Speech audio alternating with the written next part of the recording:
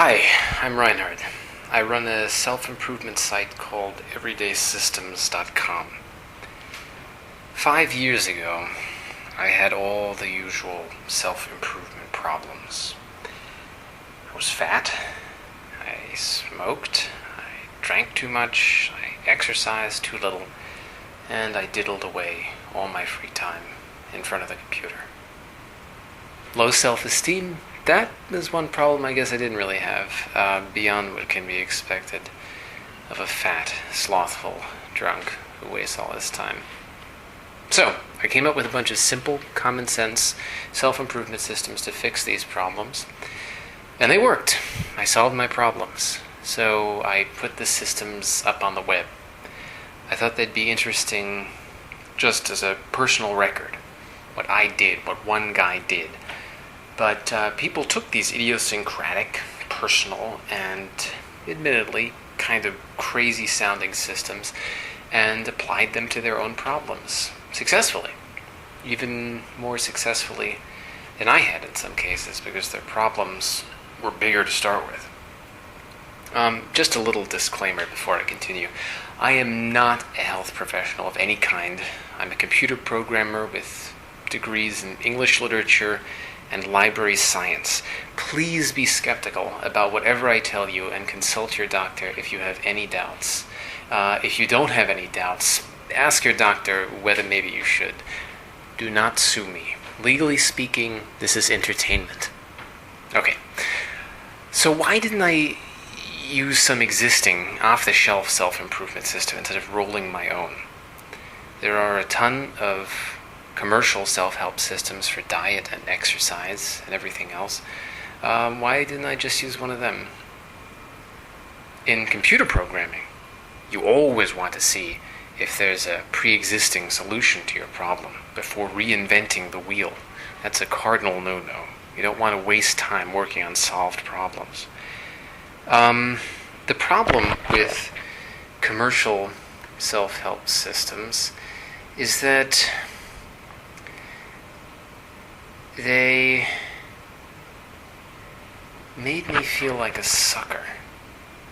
Maybe some of these gurus are honest, but they all seem like such charlatans. And besides their cheesy affect, they all want to sell you these branded diet bars and whatnot. That was my first problem. I just didn't trust them. The other problem was that despite the too good to be true tone all these guys have, when you cut through all the mumbo-jumbo, the plans are actually really unpleasant. You either have to spend all your time counting stuff, carbs or calories, or you have to give up whole categories of food. I like food, all different kinds of food. That's why I was fat. On the exercise front, you have to do these mind-numbingly boring, uncomfortable, but supposedly really effective exercises, physiologically speaking.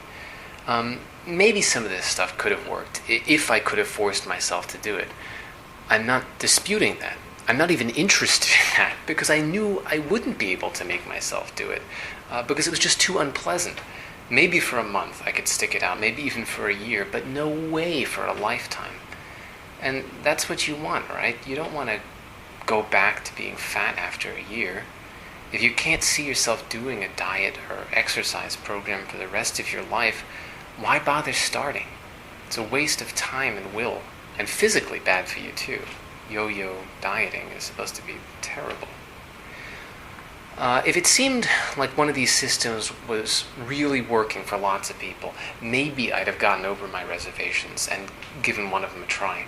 But the statistics didn't look that way. A huge percentage of Americans claimed to be doing low carb at the time. If low carb really worked, and this huge percentage of the country was doing it, why were we still getting fatter? Why were we much fatter than we'd ever been in any society had ever been in history? I know there are true believers who say, well, if you do it right and stick with it, it'll work.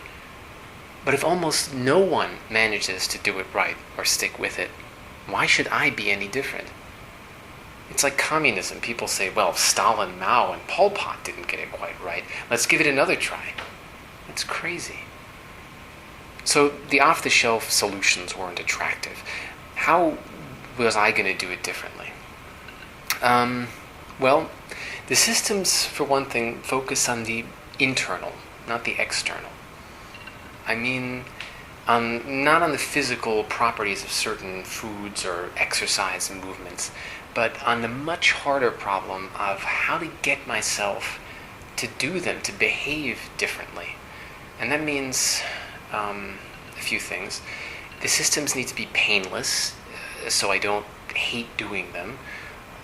Natural feeling enough so I can automate them into unconscious habit, second nature, right? And unobtrusive time-wise, so I'm not tempted to give them up as soon as things get busy. They should be free or cheap, and I'd like them to be really simple, so I can remember what I'm doing at all times, but specific, so I know, this and not something else. And grounded by some striking image or metaphor to give them sort of super-rational compellingness. They should be funny even. That way I won't feel like some kind of dismal slave following them. I'll feel like a good sport holding up my end of a joke or something. Alright, so enough big picture. What are the systems? I'll give a really quick overview of some of the biggies now, and then revisit each one in its own future podcast. Well, first off, there's the 800-pound gorilla, literally almost, sadly enough, of self-improvement issues, the problem of being overweight. Or more specifically, because it's good to break down each problem into tractable component parts, the problem of eating too much. Lack of exercise, that's another problem. I deal with that separately. And even nutrition, I think, is another problem, which may be a little shocking to some, but when I get to the diet podcast, I'll talk about that. We used to have a great word for this eating too much, gluttony. Can't use that word now that everybody is fat. They have to wonder, if this is the terminology people used when everyone was skinny, maybe there's something to it. In any case, the solution. The everyday system that solves this problem. It's called the No-S diet. Or you can pronounce it nose diet.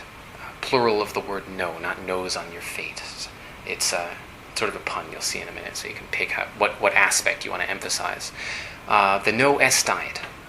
No snacks, no sweets, no seconds, except sometimes on days that start with S. That's the whole system. 14 words. The world's shortest, effective diet plan. You wouldn't take diet advice from a fat person. Why take it from a fat book, right? Let me repeat it one more time.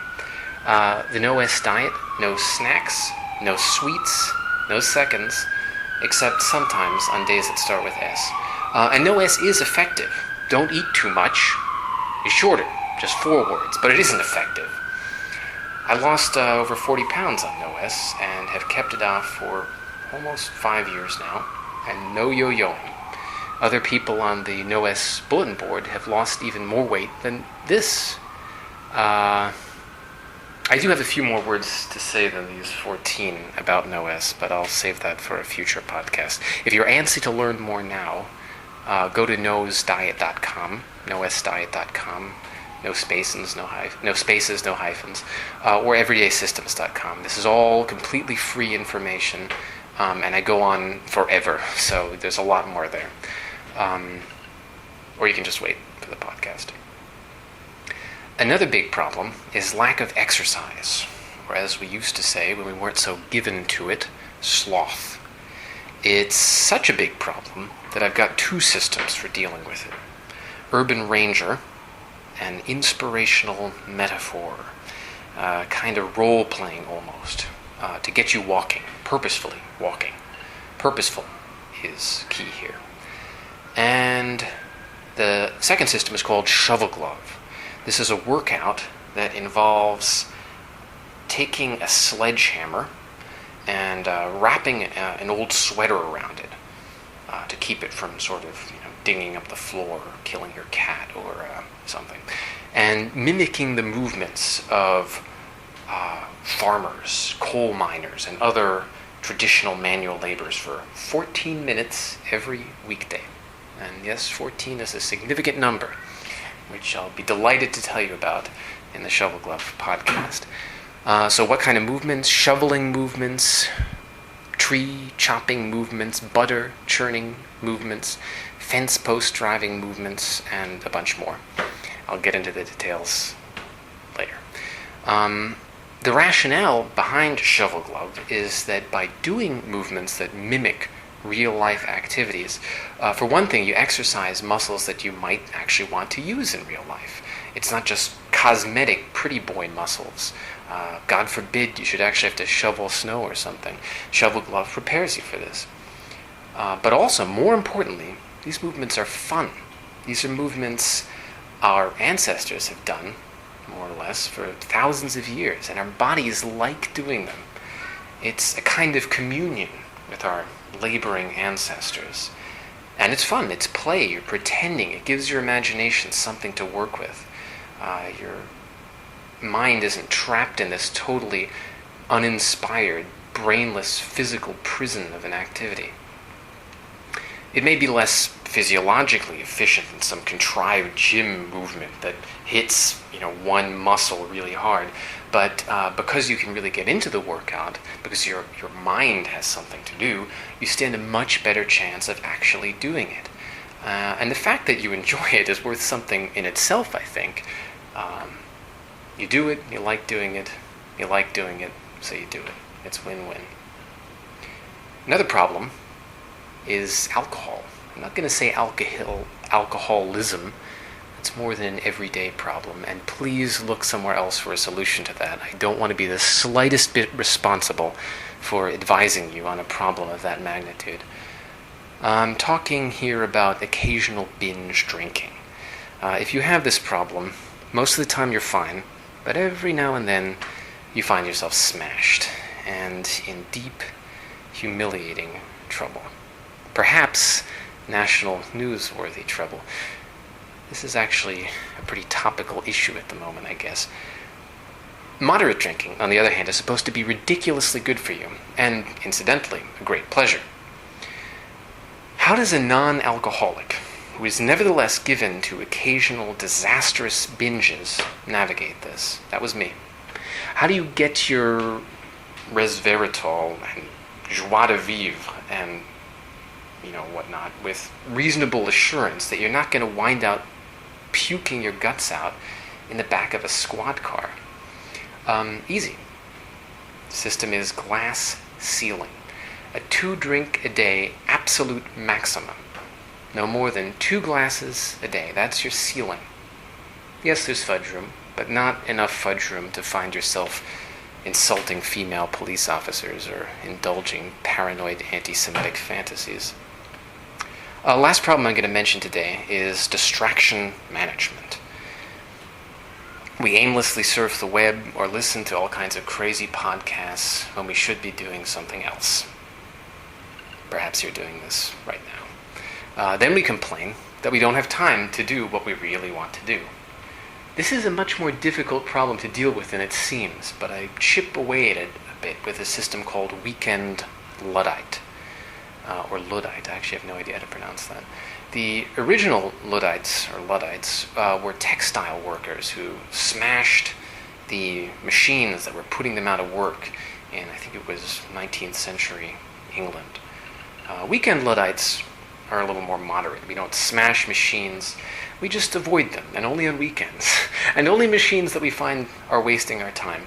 And there are a few other little exemptions that I'll get into when I give Weekend Luddite its own segment. Distraction management is actually a serious problem. I know it doesn't seem that way. It seems almost innocuous. Web surfing, video games, watching infomercials, good harmless fun. But it's really not. Wasting time is wasting life. What's more valuable? I'm all for relaxing, but there are much better, more intentional ways to relax. If these systems seem too simple to work, there are 2 reasons for that. One, you probably do actually need to hear a little more about them, and you shall. I'll give each one a segment, as I mentioned of its own in future podcasts.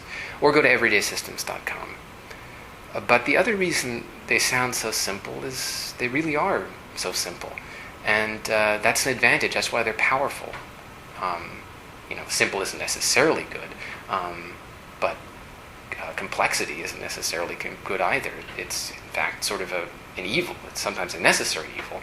But here it isn't necessary, not for these problems. Really, keep an open mind. I think you'll be surprised. There are also some common subsystems that these systems share that might be useful in creating your own systems, and I'll cover these as well in a future podcast. I hope I've at least sparked your interest to hear some more. That's it for this week. Thanks for listening.